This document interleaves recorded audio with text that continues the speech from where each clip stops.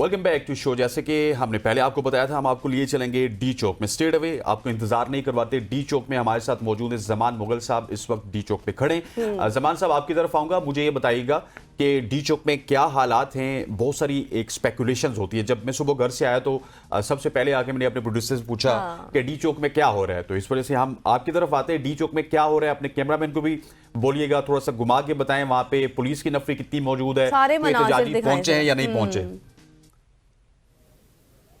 जी बिल्कुल, जैसा कि आपको इल्म है कि पीटीआई की तरफ से प्रोटेस्ट किया जा रहा है और उनके मुतालबात हैं कि बानी पीटीआई को रिहा किया जाए, और उनके साथ साथ उनका ये भी मुतालबा है कि 26वीं जो तरमीम हुई है, आईनी तरमीम हुई है, उसका खात्मा किया जाए, और उनके जितने लोग गिरफ्तार हैं उनकी गिरफ्तारियां जो है उनको कलअदम करके उनको रिहा किया जाए। और इसके साथ साथ उनके दीगर मुतालबात ही हैं। इस मुतालबात को मनवाने के हवाले से पीटीआई की तरफ से एक प्रोटेस्ट लॉन्च किया गया, और वो प्रोटेस्ट जो है उन्होंने अनाउंस किया था कि डी चौक में आके हम करेंगे। और इस वक्त 26 नंबर से कुछ पीछे जो है उनके काफिलों का पड़ाव है, वहाँ पे रात गए जो है शेलिंग भी होती रही है। और डी चौक के मनाजर हम आपको दिखाते चलें तो मेरे लेफ्ट साइड पर अगर कैमरामैन दिखा सकें तो इस वक्त पुलिस की भारी नफरी मौजूद है, और हमारे जो SP हैं हाकिम खान साहब, वो इस वक्त फ़ोन के ऊपर किसी अफसर से जो है कोई डिक्टेशन ले रहे हैं। इससे पहले वो बाकायदा तौर पे जो है नफरी को हदायत खुद दे रहे थे। और आप अगर पीटीए के दफ्तर की तरफ देखते हैं तो वहाँ पे भी FC और रेंजर के जवान मौजूद हैं, और दूसरी जानब जो अमेरिकन कौंसलेट है पुराना, उसकी तरफ आप देखते हैं तो वहाँ पर भी जो है बाकायदा तौर पर FC और रेंजर और पुलिस की नफरी मौजूद है। और इस्लामाबाद का जो मरकज़ी डी चौक है, इसमें अगर आप देखें तो मुकम्मल तौर पर इस वक्त जो है वो कंटेनर्स की बहार है। कंटेनर्स की 3 लेयर लगाई गई है, 3x3 इसको कहा जाता है। 1 2 3 यानी 3 कंटेनर ऊपर हैं और 3 कंटेनर इसके पीछे हैं, और इनमें बजरी को डाल के बाकायदा तौर पे वेल्ड किया गया है कि अगर प्रोटेस्टर यहाँ से आगे आने की कोशिश भी करते हैं और किसी न किसी तरीके से पहुँच जाते हैं तो इन कंटेनर्स को किसी भी सूरत हटाया ना जा सके।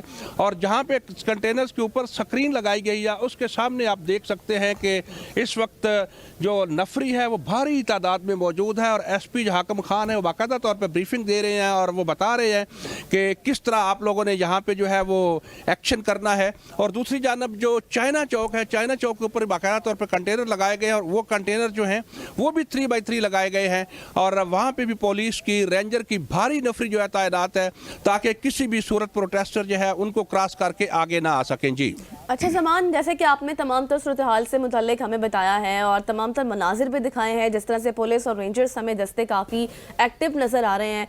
एहतजाज वाले इस वक्त कहाँ पहुँचे हैं, कुछ इत्तलात हैं, और क्या आज ही ये तमाम तर डी चौक की तरफ अपना पड़ाव कर लेंगे, ऐसे नज़र आ रहा है?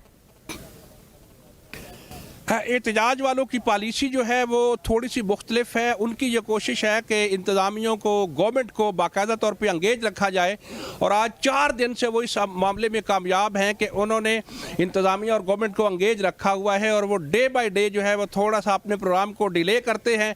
और गवर्नमेंट की तरफ से बाकायदा अनाउंसमेंट की जाती है कि एक दिन में 1 अरब और 90 करोड़ से ज़ायद के जो अखराजात हैं वो हमारे इस प्रोटेस्ट के ऊपर हो रहे हैं। तो वो इस हवाले से जब मज़ीद प्रोलांग कर रहे हैं, और पेट्रोलियम की तरफ से भी रात को ये कहा गया था कि हमारे पास सिर्फ 2 दिन का पेट्रोल का ज़ख़ीरा रह गया है, अगर सूरत हाल यूं की त्यों रही तो पेट्रोलियम बहरान का भी खदशा है। इस वक्त जो प्रोटेस्टर हैं वो 26 नंबर से पीछे जो PSO का पंप है वहाँ पे उन्होंने पड़ाव किया हुआ है, और जो अली मीन गंडापुर का काफिला है वो उससे भी पीछे है, और मुतअद्दद काफिले जो है उनसे भी पीछे हैं। और चूँकि 26 नंबर के ऊपर रात को भरपूर शेलिंग हुई थी, वहाँ पे मुज़ाहमत हुई थी और फायरिंग भी हुई थी। मुजाहिरीन की तरफ से ये इल्ज़ाम आयद किया गया था कि ये फायरिंग जो है ये पुलिस की तरफ से की गई है, जबकि पुलिस की तरफ से ये इल्ज़ाम आयद किया गया था कि प्रोटेस्टर के अंदर ऐसे लोग मौजूद हैं जिन्होंने ये फायरिंग की है, और उस फायरिंग के नतीजे में बहुत से लोग जख्मी भी हुए थे। और रात गए जो रेंजर के एहलकार हैं वो भी शहीद हुए थे, जिनकी तरफ से वजारत दाखिला की तरफ से कहा गया कि प्रोटेस्टर ने उनको शहीद किया है, जबकि प्रोटेस्टर का ये कहना है कि रेंजर की गाड़ियां जब पीछे हट रही थी तो उस भगदड़ के दौरान जो है वो रेंजर के एहलकार जो उन गाड़ियों के नीचे आए थे और वहां पे उनकी शहादत हुई थी।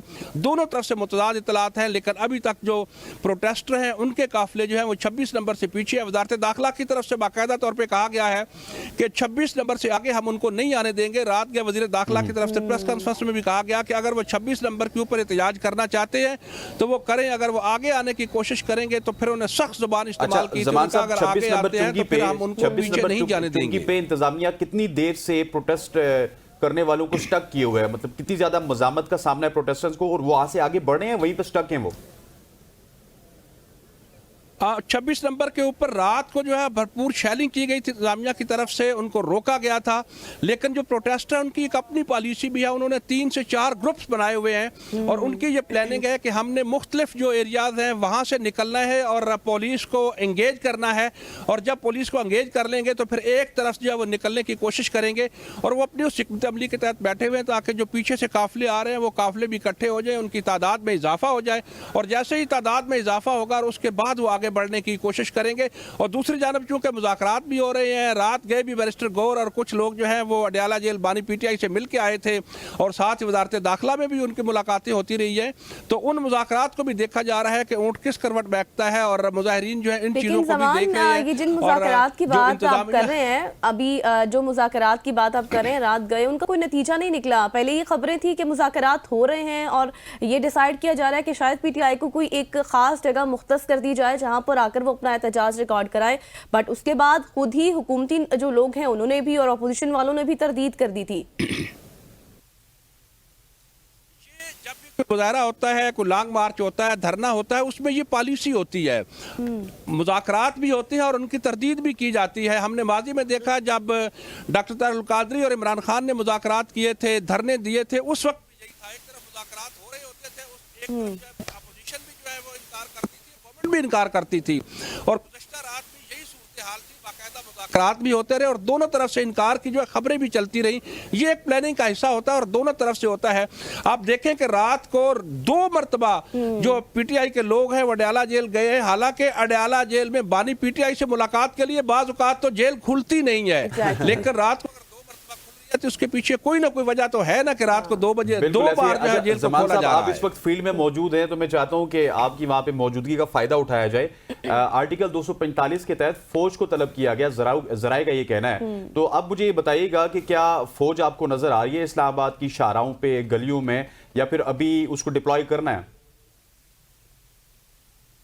ये तकरीबन सुबह 4 बजे जो है ये खबरें वजारत दाखिला की तरफ से चलवाई गई थी और वो खबरें तो चल चुकी हैं लेकिन अमली तौर पे अभी डिप्लॉयमेंट सामने नहीं आई है, और ये कहा गया है कि नोटिफिकेशन भी कुछ देर तक जो है वो जारी हो जाएगा, और बाकायदा तौर पे नोटिफिकेशन भी सामने नहीं आया, लेकिन डिप्लॉयमेंट अभी तक फौज की जो है नहीं की गई है। इस वक्त इस्लामाबाद पुलिस के जवान यहाँ पे आपको नजर आएंगे, FC के आएंगे, पंजाब सिंध पुलिस के लोग हैं, रेंजर के लोग मौजूद हैं, रेंजर की भारी नफरी इस वक्त डी चौक में मौजूद है, तो ये लोग तौर पे आपको नजर आएंगे, लेकिन फौज के जो जवान हैं अभी तक उनको डिप्लॉय नहीं किया, और उनकी डिप्लॉयमेंट किस वक्त होती है वजारत दाखिला ने इस हवाले से एक बाकायदा ब्रीफिंग भी प्लान कर रखी है। हो सकता है कि पहले ब्रीफिंग दी जाए और उसके बाद बताया जाए कि अब फौज को डिप्लॉय किया जा रहा है। अनवार, ये भी बताएं कि इससे पहले जब हम अनवार अब्बासी से बात कर रहे थे, रावलपिंडी रिपोर्टर हैं हमारे, तो वो यही कह रहे थे कि जो पुलिस है उनकी ड्यूटीज को लंबा कर दिया गया है, लेकिन उनके हवाले से कोई खास इंतजामात नहीं किए गए, उनके खाने पीने के हवाले से, रहायश के हवाले से। तो क्या ऐसा ही डी चौक में भी है? डी चौक में चूंकि अफसरान मौजूद होते हैं और किसी भी मातहत की जरूरत नहीं होती कोई इस हवाले से कोई बात करे या कह सके, लेकिन हमने रात गए मुख्तलिफ जो सिपाही हैं, छोटे लेवल के लोग हैं, उनसे ये बातें सुनी है कि जहाँ जहाँ उनको रखा गया है वहाँ पे नाकाफ़ी इंतजामात हैं, और सिंध पुलिस से आए हुए तो कुछ जवान ऐसे भी शाकी हैं कि वो कहते हैं कि हमें तो ये बताया भी नहीं गया कि हमें कहाँ जाना है, क्यों जाना है। वो T-शर्ट्स में आए हुए हैं और इस्लामाबाद में चूँकि सर्दी है और यहाँ पे जो है उनको मैनेज करना काफ़ी मुश्किल हो रहा है। तो वो जो 2 अरब रुपया लगा रही है गवर्नमेंट की एक्सपेंस हो रहे हैं, वो कहां पे हो रहे हैं अगर पुलिस को खाना भी नहीं दे रहे तो?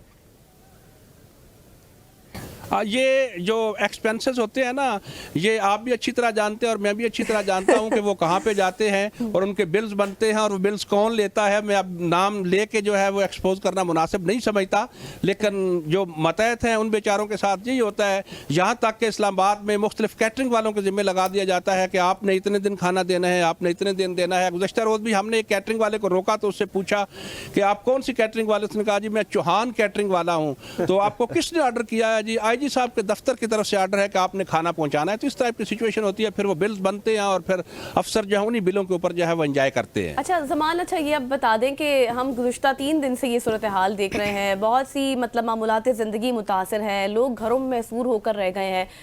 लग तो यही रहा है कि हुकूमत इतनी बौखलाहट का शिकार है जिस तरह मतलब खुद को महसूर कर लिया है।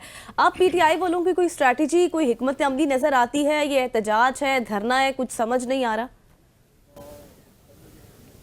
हाँ, गुज़श्ता रोज़ गवर्नमेंट की तरफ से मुबैना तौर पर पीटीआई को ऑफर दी गई थी कि आप 2 दिन के लिए एहतजाज कर लें, आपको पेशावर मोड़ का मुकाम दिया जाता है और तीसरे दिन जलसा करके आप लोग वापस चले जाएं। लेकिन पीटीआई की तरफ से इस ऑफर को ठुकरा दिया गया था, उस पर कोई मुस्बत रद्द-ए-अमल नहीं दिया गया और साथ ये कहा गया था कि हम बानी पीटीआई के सामने आपकी ये तजवीज़ रखेंगे।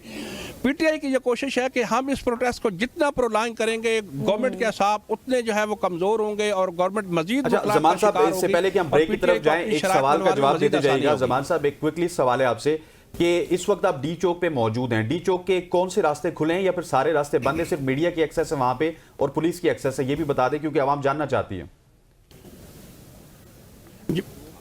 अवाम के लिए किसी किस्म का कोई रास्ता खुला नहीं है, सिर्फ मीडिया को एक्सेस दी गई है। वो भी जो डीएसएनजीज हैं, डीएसएनजीज की चूँकि गाड़ियाँ ब्रांडेड होती हैं और उनको देख के बाकायदा बैरियर हटाया जाता है।